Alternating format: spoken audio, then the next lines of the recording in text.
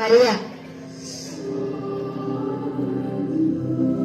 యోసేపు అనే వ్యక్తికి వివాహంతో నిశ్చయించబడినటువంటి స్త్రీ.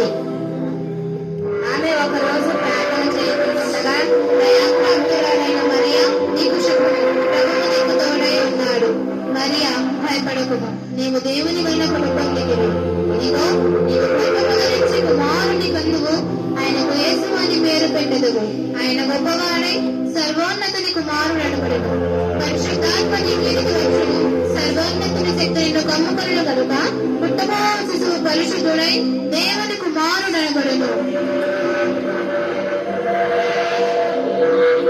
నేను పురుషుని ఎరుగని దానిని ఇది ఎలా జరుగును అని మరియా భయపడుచుండగా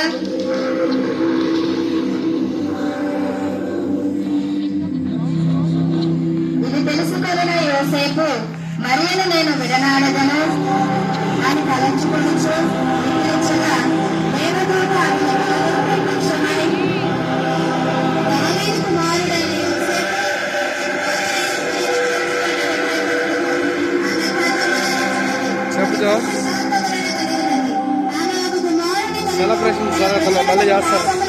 ఆయనే రక్షించిన కనుక ఆయనకు క్రీస్తు అని పేరు పెట్టును.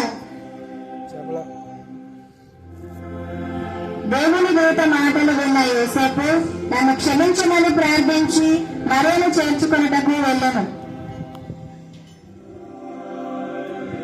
ఆకాశ నక్షత్రము ద్వారా ఈ విషయం తెలుసుకున్న తూర్పు దేశపు జ్ఞానులు అనగా ఖగోళ శాస్త్రజ్ఞులు హేరోదు రాజు వద్దకు వచ్చి, నక్షత్రము ద్వారా యూదుల రాజు పుట్టి ఉన్నాడని తెలుసుకుని మీ వద్దకు వచ్చి తిని, వారెక్కడా అనగా నాకు తెలియదు, మీరు వెళ్ళుము అని రాజు చెప్పి తన మంత్రిని భటులను పిలిపించి, నేను రాజుగా ఉండగా మరి ఒక రాజా,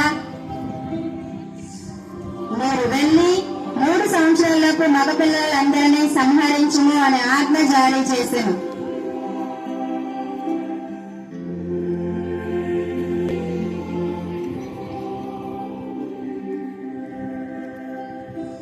ఒకరోజు గొర్రెల కాపరులు చలి కాచుకొని చుండగా, భయపడకుడి, ఇదిగో ప్రజలందరికీ కలుగబోవు మహా సంతోషకరమైన సువర్తమానమును నేను మీకు తెచ్చి ఉన్నాను. దావీదు పట్టణమందు నేను రక్షకుడు మీ కొరకు పుట్టి ఉన్నాడు. ఆయనే ప్రభువైన క్రీస్తు. ఈ విషయం తెలుసుకున్న గొర్రెల కాపరులు బాల యేసును చూడడానికి పయనమైరి. హేరోదు రాజు ఆజ్ఞ విన్న యోసేపు మరియను బెత్లెహేమునకు తీసుకుని వెళ్ళెను. బెత్లెహేములో స్థలము దొరకనందున ఒక పశువుల పాకలో మరియను ఉంచెను. పశువుల పాకలోనే మరియా బాల యేసుకు జన్మనిచ్చెను.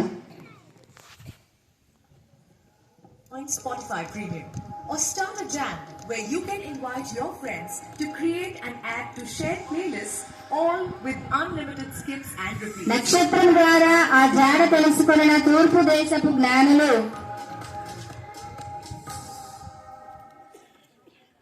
Did you know David and Sachin have failed more times than they've succeeded? Mano Yana, Mano, it's the truth. But I can't stop thinking about it. ఆ స్థలము కనుగొనిన జ్ఞానులు బాల యేసు చెంతకు చేరి కానుకలను అర్పించి ఆయనను పూజించిరి.